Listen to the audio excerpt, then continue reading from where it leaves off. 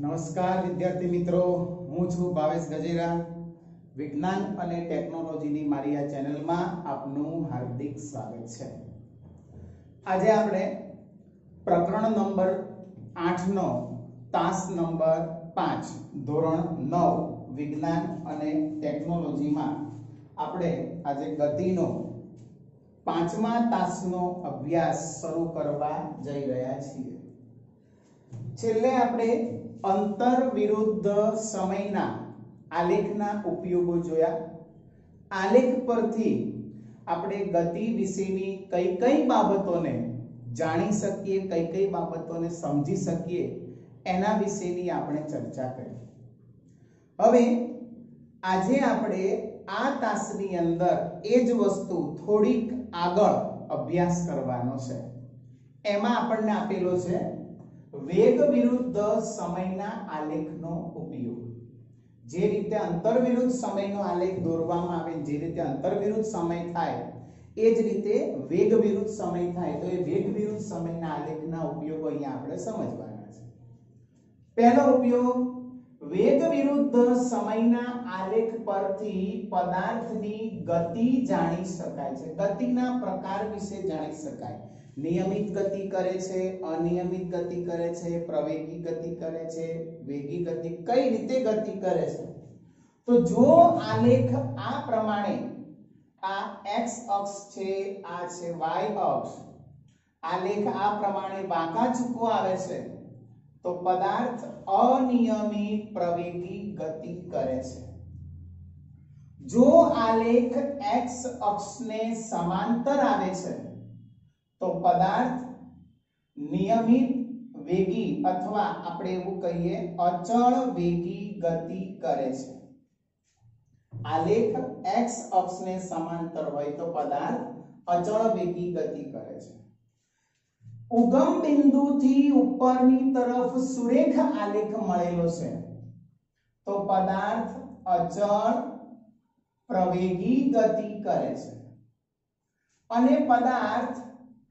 આલેખ જે છે આ રીતે ઉપરથી નીચે તરફ આના કરતા ઊંધો સુરેખ આલેખ પ્રાપ્ત થાય છે તો પદાર્થ અચળ પ્રતિપ્રવેગી ગતિ કરે છે। એટલે પદાર્થ વેગ વિરુદ્ધ સમયના આલેખ પરથી પદાર્થની ગતિના પ્રકાર વિશે જાણી શકાય છે। બીજો, એક જ આલેખ પત્ર ઉપર બે જુદા જુદા પદાર્થોના આલેખ દોરવામાં આવે, આ પ્રમાણે આપણે વાત કરીએ આ રીતે, બરાબર। એક જ આલેખ પત્ર પર બે જુદા જુદા પદાર્થોના આલેખ દોરવામાં આવે, પદાર્થ A, પદાર્થ B, તો કોનો વેગ વધારે છે? પદાર્થ A નો વેગ વધુ છે એમ કહી શકાય, એમ કહેવામાં આવે, બરાબર। એટલે આ બીજો ઉપયોગ, આલેખ જ આલેખ પત્ર ઉપર બે જુદા જુદા પદાર્થોના વેગ વિરુદ્ધ સમયના આલેખ પરથી વેગની સરખામણી થાય। વેગ વિરુદ્ધ સમયના આલેખના ઢાળ પરથી પદાર્થનો પ્રવેગ જાણી શકાય। જે રીતે અંતર વિરુદ્ધ સમયના આલેખ પરથી તમે પદાર્થની ઝડપ જાણી શકતા હતા, એમ અહીંયા આપણે પદાર્થનો પ્રવેગ જાણી શકાય। કઈ રીતે? તો આ એક આલેખ છે, સુરેખ આલેખ હોય તો જ એના ઉપરથી તમને ઢાળ મળે। અહીંયા આપણે કાટકોણ ત્રિકોણ બને છે, કાટકોણ ત્રિકોણ A, B અને C। તમને મેં કીધેલું છે કે આ રીતે કોઈ પણ બે બિંદુ વચ્ચેના આલેખ વચ્ચે આપણે કાટકોણ ત્રિકોણ ABC બનાવવામાં આવે। આપણે શોધવાનું છે આ ભાગ એટલે કે AC, AC એટલે કે કર્ણ। એટલે ઢાળ ઇઝ ઇક્વલ ટુ કાટખૂણો બનાવતી બે બાજુઓનો ગુણોત્તર AB upon BC। કાટખૂણો બનાવતી બે બાજુઓનો ગુણોત્તર AB upon BC। એનું મૂલ્ય ક્યાંથી મળશે? તો કે એનું મૂલ્ય મળશે આપણને અહીંથી, અને અહીંયા શું છે? વેગ। એટલે અહીંયા શું આવશે? વેગ, બરાબર। અને BC નું મૂલ્ય ક્યાંથી મળશે? તો કે x અક્ષ પરથી, અને x અક્ષ ઉપર શું આવે છે? સમય, એટલે વેગ ભાગ્યા સમય। અને વેગ ભાગ્યા સમયનો અર્થ શું થાય છે તો કે વેગ ભાગ્યા સમયનો અર્થ થાય છે પ્રવેગ એટલે ઢાળ ઇઝ ઇક્વલ ટુ શું આવે પ્રવેગ એટલે ઢાળ પરથી શું જાણી શકાય છે પદાર્થનો પ્રવેગ જાણી શકાય છે અગત્યનો મહત્વનો ઉપયોગ વેગ વિરુદ્ધ સમયના આલેખ પરથી આલેખ હેઠળ ઘેરાતા પ્રદેશના ક્ષેત્રફળ પરથી પદાર્થે કાપેલ અંતર જાણી શકાય છે વેગ વિરુદ્ધ સમયના આલેખ હેઠળ ઘેરાતા પ્રદેશના ક્ષેત્રફળ પરથી પદાર્થે કાપેલ અંતર જાણી શકાય એ કઈ રીતે તો અહીંયા એક આલેખ આપણને આપેલું છે AB હવે આલેખ હેઠળ ઘેરાતો પ્રદેશ એટલે આ આખો પ્રદેશ થાય A B C અને અહીંયા ઉગમ બિંદુ O આ આખો પ્રદેશ થાય હવે આવો કોઈ આકાર આપણી પાસે હાલ છે નહીં આપણે એવું વિચારીએ તો આ આકારના તમે બે ભાગ પાડી શકો એક કાટકોણ ત્રિકોણ ABC છે ને આને આપણે નામ આપીએ D બરાબર આને શું નામ આપવામાં આવે છે D તો કાટકોણ ત્રિકોણ અને લંબચોરસ આ બેનું ક્ષેત્રફળ શોધીને બંનેનો સરવાળો કરીએ એટલે કાપેલ અંતર જાણી શકાય તો આમ લખાય કે અંતર બરાબર પદાર્થે કાપેલ અંતર બરાબર ત્રિકોણ ABD નું ક્ષેત્રફળ વત્તા લંબચોરસ ADCO નું ક્ષેત્રફળ ADCO નું ક્ષેત્રફળ બરાબર ચલો લંબચોરસ નું ક્ષેત્રફળ શોધવાનું સૂત્ર 1/3 પાયો ગુણ્યા વેધ પાયો શું છે AD અને વેધ શું છે BD એટલે 1/3 ગુણ્યા AD ગુણ્યા BD વત્તા લંબચોરસ નું ક્ષેત્રફળ શોધવાનું સૂત્ર લંબાઈ ગુણ્યા પહોળાઈ લંબાઈ OC પહોળાઈ DC નામ લખાય OC ગુણ્યા DC બરાબર તો આ આલેખ પરથી પદાર્થે કાપેલ અંતર શોધવું હોય એટલે આલેખ હેઠળ ઘેરાતા પ્રદેશનું ક્ષેત્રફળ એટલે ટૂંકમાં આપણે એવું કહીશું કે કુલ વેગ વિરુદ્ધ સમયના કુલ 4 ઉપયોગો પહેલો પદાર્થની ગતિના પ્રકાર વિશે જાણી શકાય બીજું એક જ આલેખ પત્ર ઉપર બે જુદા જુદા પદાર્થના આલેખ પરથી બે જુદા જુદા પદાર્થના વેગ વિરુદ્ધ સમયના આલેખ પરથી વેગની સરખામણી કરી શકાય અને વેગ વિરુદ્ધ સમયના આલેખના ઢાળ પરથી પદાર્થનો પ્રવેગ જાણી શકાય અને આલેખ હેઠળ ઘેરાતા પ્રદેશના ક્ષેત્રફળ પરથી પદાર્થે કાપેલ અંતર જાણી શકાય છે ચાલો વિદ્યાર્થી મિત્રો હવે આપણે એક ટોપિક આગળ અગત્યનો પરીક્ષામાં પૂછાઈ શકે તેવો મહત્વનો ટોપિક છે આ વેગ વિરુદ્ધ સમયના આલેખ પરથી અચળ પ્રવેગી ગતિના સમીકરણ મેળવો એવો પ્રશ્ન થાય છે વેગ વિરુદ્ધ સમયના આલેખ પરથી અચળ પ્રવેગી ગતિના સમીકરણ મેળવો એ ટાઈપનો પ્રશ્ન છે તો અહીંયા આપણે એવું કહીએ છીએ કે ધારો કે કોઈ એક પદાર્થ t બરાબર 0 સમયે u વેગથી ગતિ કરે છે અને t બરાબર t સમયે એનો વેગ વધીને v થાય છે આનો આ વસ્તુનો આપણે અહીંયા આલેખ બતાવ્યો છે x અક્ષ પર સમય દર્શાવેલ છે જ્યાં ઉગમ બિંદુ ઉપર t આપણે લઈએ છીએ 0 અને c બિંદુએ લેવામાં આવે છે t y અક્ષ પર અહીંયા a બિંદુ આગળ લેવામાં આવે છે u અને આ જે b બિંદુ છે એ અહીંયા લેવામાં આવે છે v એટલે ટૂંકમાં પદાર્થનો t બરાબર 0 સમયે u વેગ છે તો એનું આલેખ ઉપર જે બિંદુ આવે યામ બિંદુ એ કયું આવશે a બિંદુ આલેખ પર એનું જે બિંદુ આવે છે યામ બિંદુ જેને આપણે કહીએ એ યામ બિંદુ શું આવે છે એ બિંદુ આવે છે અને t બરાબર t સમયે એનો વેગ વધીને v થાય છે એનું યામ બિંદુ આપણને મળે છે b બિંદુ પ્રાપ્ત થાય છે એટલે a બિંદુ પ્રારંભિક વેગ અને b બિંદુ અંતિમ વેગ એવું કહેવાય બાજુ લખવું હોય તો લખી શકાય ન લખો તો પણ ચાલે બરાબર આ પ્રકારનો આપણને આલેખ પ્રાપ્ત થયો એ આલેખ ઉપર આપણે અહીંયા ત્રુટક રેખાઓ દર્શાવેલી છે રેખા b થી c આ bc અને રેખા BE અહીંયા આપણે નામ આપી દઈએ છીએ E બિંદુ છે E બિંદુએ આપણે નામ આપી દઈએ આ રીતે E તો આ BE BC x અક્ષને લંબ છે એવું કહેવાય અને DE એ y અક્ષને લંબ છે એટલે અહીંયા લખ્યું છે આપણે BC અને BE અનુક્રમે x અક્ષ અને y અક્ષને લંબ છે OC આ રેખા છે O થી C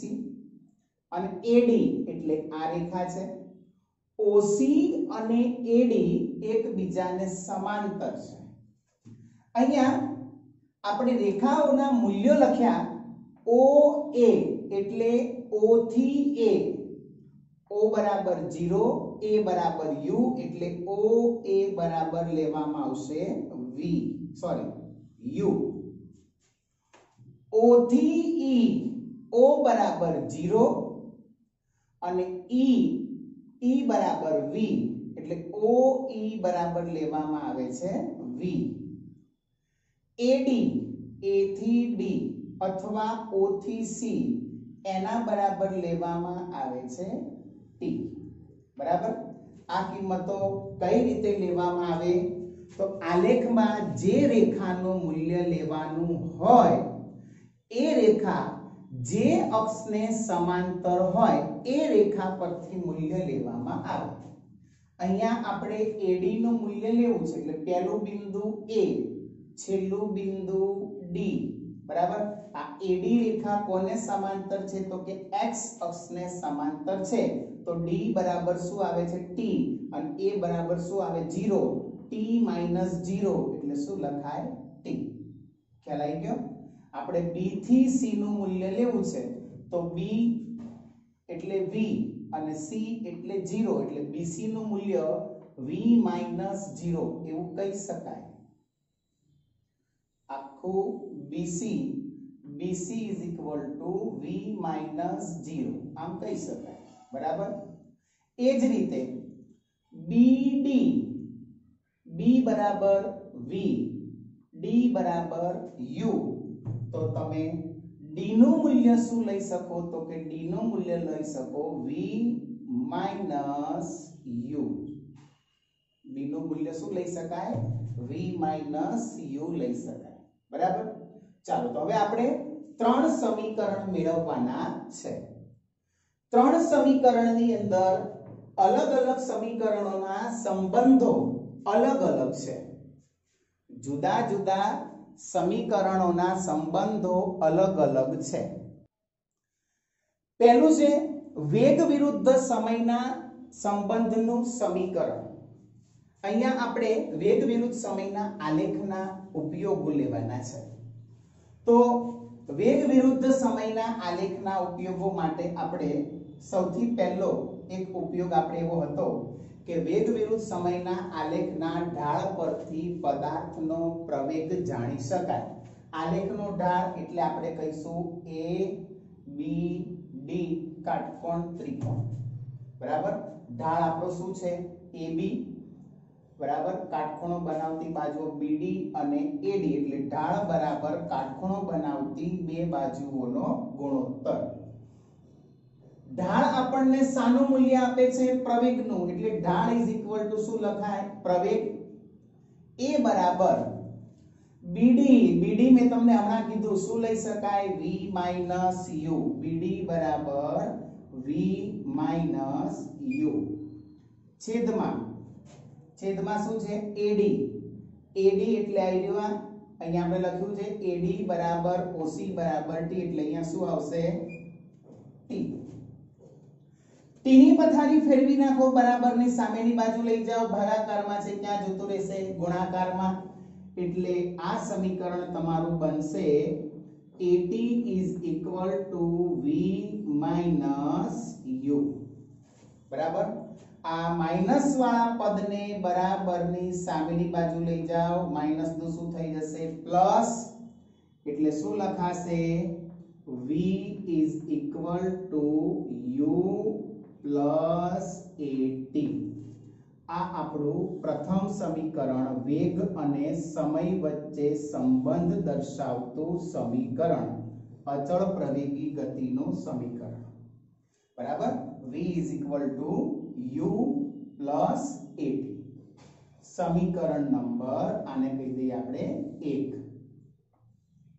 બરાબર પડી ખબર અહીંયા ઢાળ પરથી પ્રવેગ જાણી શકાય એટલે ઢાળ બરાબર BD / AD BD કાટખૂણો બનાવતી બે બાજુઓનો ગુણોત્તર બરાબર BD / AD BD બરાબર શું આપણે લખ્યું છે અહીંયા V - U એટલે અહીંયા લખ્યું આપણે A બરાબર V - U છેદમાં AD બરાબર શું લખ્યું છે અહીંયા T એટલે V - U / T એટલે AT = V - U V બરાબર U + AT બીજું સમીકરણ સ્થાન અને સમયના સંબંધનું સમીકરણ અહીંયા આપણે ઉપયોગ લેવાનો છે અંતરનો આલેખ હેઠળ ઘેરાતા પ્રદેશના ક્ષેત્રફળ પરથી પદાર્થે કાપેલ અંતર જાણી શકાય આલેખ હેઠળ ઘેરાતા પ્રદેશના ક્ષેત્રફળ પરથી પદાર્થે કાપેલ અંતર જાણી શકાય એટલે આલેખ એટલે A થી B અને એના હેઠળ ઘેરાતો પ્રદેશ એટલે આ આખો પ્રદેશ થાય ખ્યાલ આવે છે વિદ્યાર્થી મિત્રો આ આખો પ્રદેશ થાય બરાબર આવો આપણી પાસે કોઈ આકાર નથી અત્યારે હાલ એટલે આપણને કશું ખબર નથી પણ અહીંયા બે આકાર ભેગા થાય એક કાટકોણ ત્રિકોણ અને બીજું લંબચોરસ તો આ આલેખ હેઠળ ઘેરાતા પ્રદેશનું ક્ષેત્રફળ શોધવું હોય તો શાના પરથી જાણી શકાય તો ત્રિકોણ લંબચોરસ OADC નું ક્ષેત્રફળ લંબચોરસ OADC નું ક્ષેત્રફળ વત્તા કાટકોણ ત્રિકોણ ABD નું ક્ષેત્રફળ લંબચોરસનું ક્ષેત્રફળ શોધવાનું સૂત્ર લંબાઈ ગુણ્યા પહોળાઈ લંબાઈ AD પહોળાઈ DC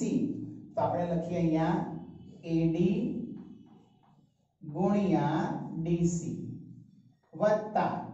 કાટકોણ ત્રિકોણનું ક્ષેત્રફળ શોધવાનું સૂત્ર 1/2 કાટખૂણો બનાવતી બે બાજુઓ BD ગુણ્યા AD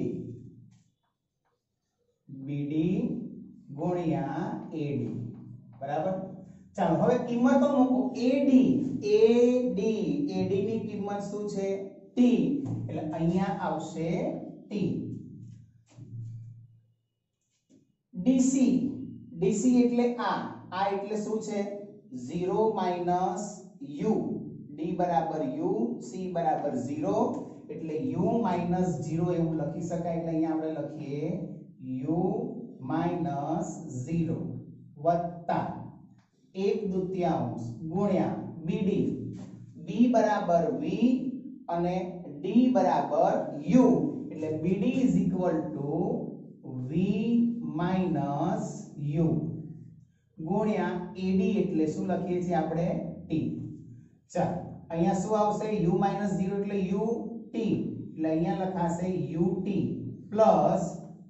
1/2 V - U એટલે અહીંયા જો સમીકરણ નંબર 1 માં V બરાબર U + AT છે એના ઉપરનું સમીકરણ જુઓ તો શું છે AT બરાબર V - U એટલે આ V - U ની જગ્યાએ તમે આ AT લખી શકો એટલે અહીંયા આ v માઈનસ u ની જગ્યાએ શું લખાશે at એટલે v માઈનસ u બરાબર at ગુણ્યા t t ગુણ્યા t t સ્ક્વેર એટલે ut plus half at square અંતર એટલે s s is equal to ut plus half at square બરાબર અહીંયા બાજુમાં લખી નાખવાનું સમીકરણ 1 પરથી આપણે આ v માઈનસ u બરાબર at ક્યાંથી લાવ્યા તો સમીકરણ નંબર 1 પરથી લાવ્યા અને પછી t ગુણ્યા t બરાબર t સ્ક્વેર એટલે ut plus half at square અચળ પ્રવેગી ગતિનું સમીકરણ કયું સ્થાન અને સમયના સંબંધનું સમીકરણ આલેખ હેઠળ ઘેરાતા પ્રદેશના ક્ષેત્રફળ પરથી કાપેલ અંતર જાણી શકાય છે અંતર બરાબર લંબચોરસ OADC નું ક્ષેત્રફળ વત્તા ત્રિકોણ ABD નું ક્ષેત્રફળ OADC એટલે લંબાઈ ગુણ્યા પહોળાઈ એટલે AD ગુણ્યા DC અને કાટકોણ ત્રિકોણ ABD 1/2 ગુણ્યા કાટખૂણો બનાવતી બે બાજુઓનો ગુણોત્તર BD ગુણ્યા AD 1/2 BD ગુણ્યા AD AD નું મૂલ્ય T DC DC નું મૂલ્ય U - 0 વત્તા 1/2 BD બરાબર V - U AD બરાબર T V - U ની જગ્યાએ શું લખાય AT સાના પરથી લખાય સમીકરણ નંબર 1 પરથી તો AT ગુણ્યા T એટલે T ગુણ્યા T એટલે T square S is equal to UT plus half AT square આને આપણે કહીએ સમીકરણ નંબર 2 ત્રીજું સમીકરણ સ્થાન અને સમયના સંબંધનું એક બીજું સમીકરણ સ્થાન અને વેગના સંબંધનું સમીકરણ સ્થાન અને વેગના સંબંધનું સમીકરણ તેમાં પણ ઉપરની જ રીત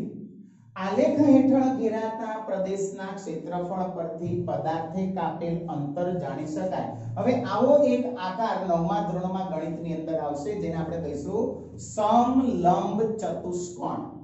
એવો ચતુષ્કોણ કે જેમાં બે બાજુઓ સમાંતર હોય અને બે બાજુ એકબીજાને છેદતી હોય જો આ બે બાજુઓ સમાંતર છે AO અને BC આ બંને બાજુઓ કેવી છે સમાંતર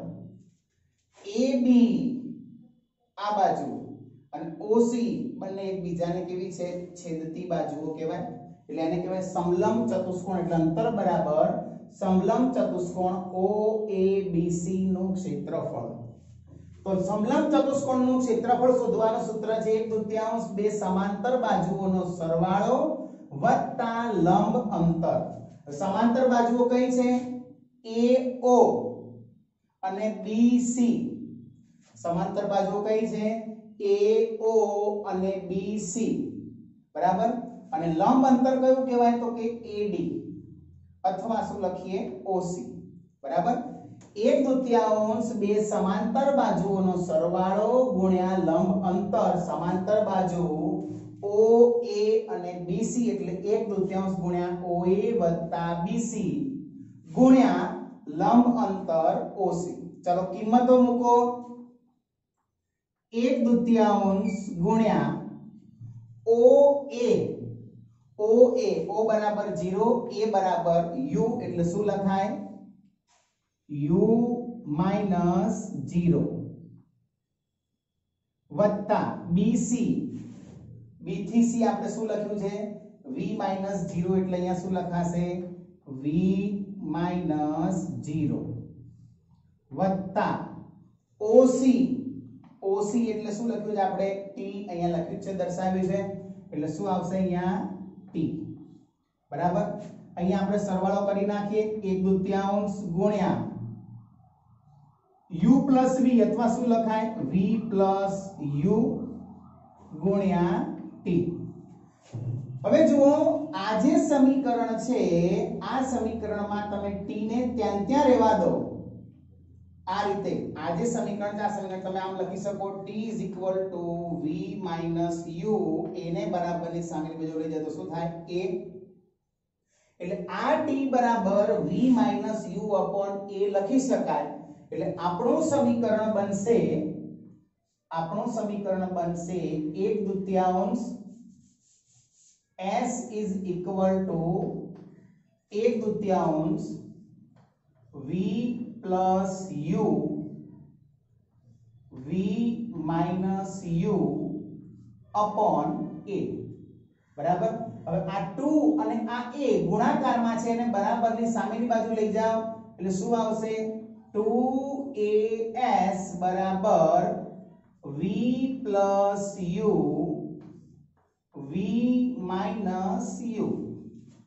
હવે આવું આપણે પૂર્ણ વર્ગ તફાવતની રીત 8મા ધોરણમાં શીખી ગયા છીએ. a plus b a minus b એટલે શું લખાય? Square minus b square. એમ અહીંયા 2as બરાબર v square minus u square સમીકરણ નંબર 3.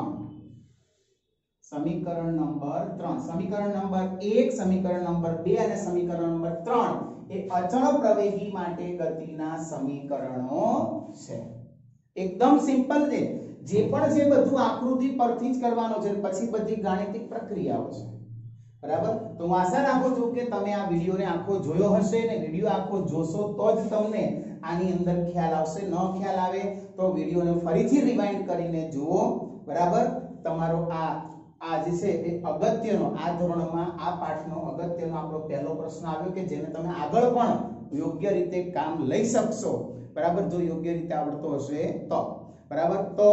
એને ફરીથી એક વખત કહું છું કે આને તમે સારી રીતે ભણજો. બરાબર. ન ખબર પડે તો વિડિયોને રિવાઇન્ડ કરીને જોજો. બરાબર. પણ આ પ્રશ્નને ચૂકતા નહીં. અચળ પ્રવેગી ગતિના સમીકરણો મહત્વનો મોસ્ટ આઈએમપી પ્રશ્ન છે. બરાબર. હવે એક નવો વિડિયો અપલોડ થાય ત્યાં સુધી સૌને જય સ્વામિનારાયણ.